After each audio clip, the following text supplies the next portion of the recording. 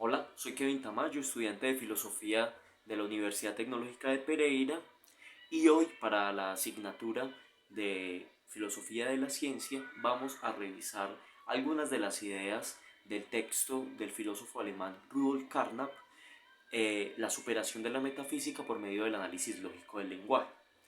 Rudolf Carnap, es importante mencionarlo, un poco del contexto de lo que es este autor, es una persona centrada en el positivismo lógico. ¿Eso qué quiere decir? Pues a partir de su formación, él no solamente era formado en filosofía, sino también en física teórica.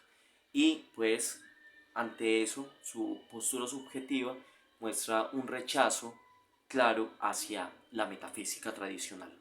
Entonces, lo que hace en este texto es calificarlo de alguna manera subjetiva, pero también con ciertos argumentos científicos, pues a partir del lenguaje, de lo que la metafísica ha significado y de cómo otros tipos de proposiciones científicas pueden ser más aceptadas por la comunidad académica, por decirlo de alguna manera.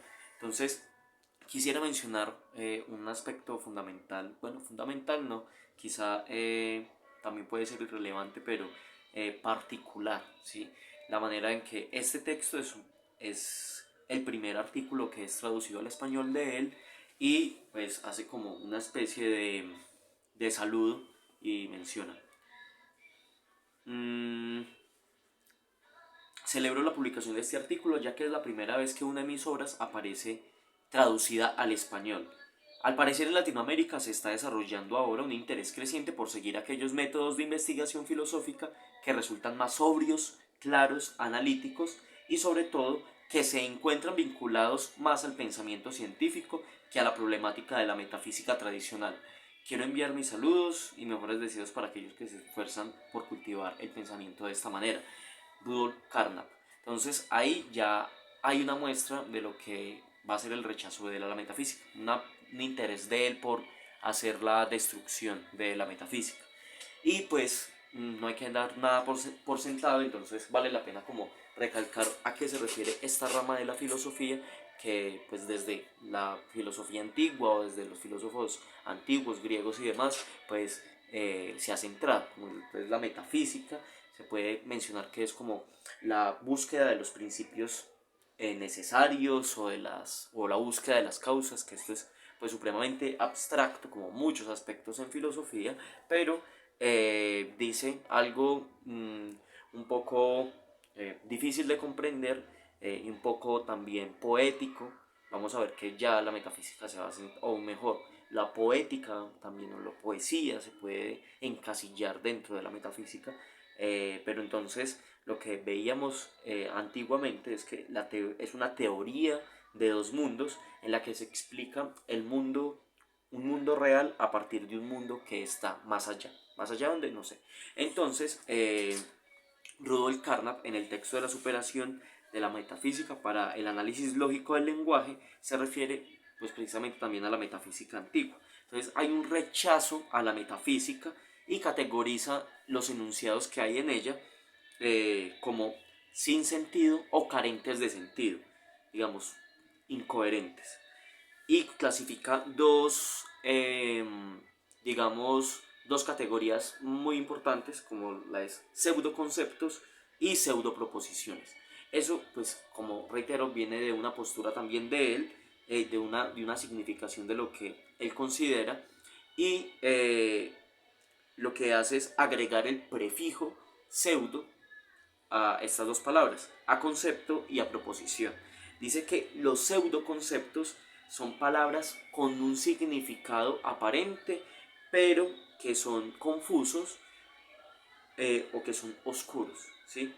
Y las pseudoproposiciones son enunciados carentes de sentido, que no se refieren a hechos, sino que no se refieren a hechos comprobados empíricamente.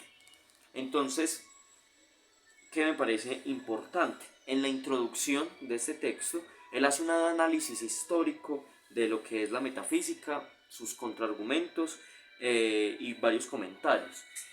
una cita que quiero resaltar para definir pseudoproposición de una manera más exacta.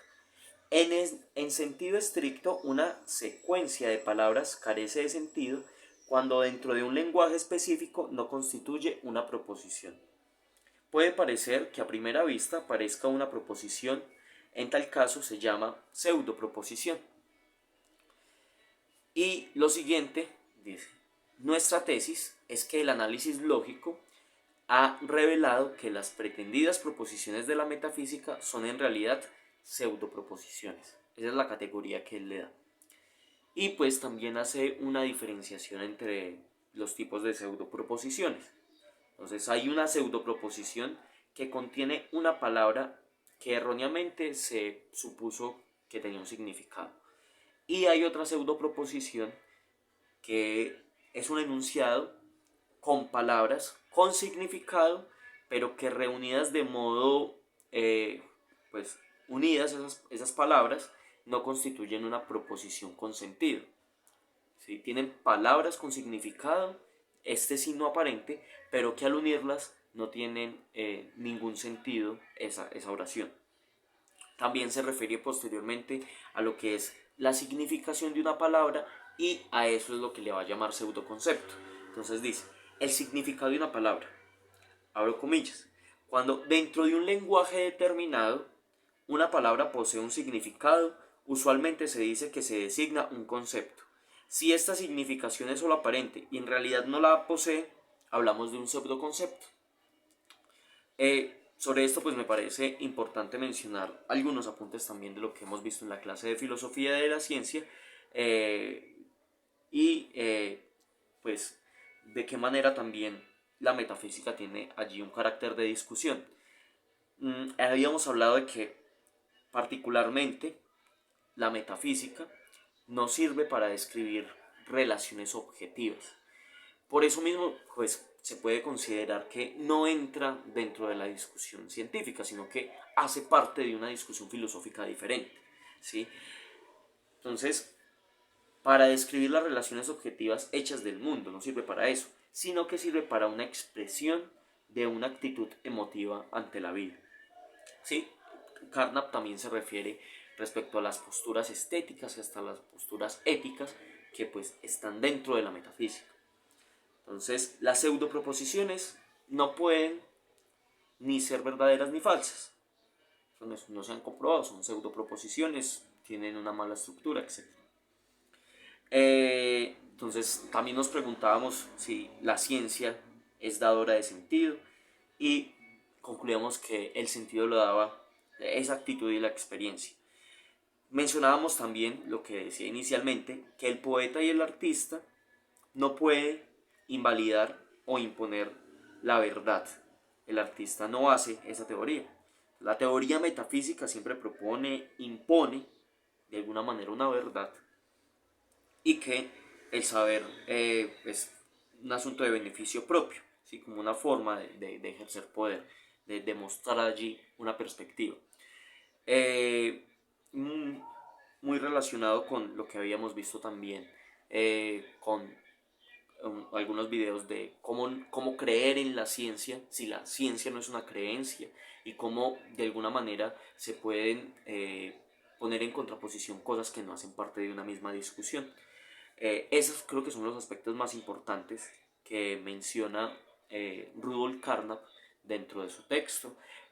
La muestra de poner una discusión sobre la metafísica y el atreverse a decir que a través de esas posturas que él está presentando se puede superar la metafísica, ¿sí? Como de darle una finalización a esta y apartarla de la discusión científica, y la de poner, por supuesto, o de imponer quizá, no sé, de mostrar una forma de ver como pseudoproposición y pseudoconcepto, dos términos que pues a él lo caracterizan y que también lo ponen ahí a la discusión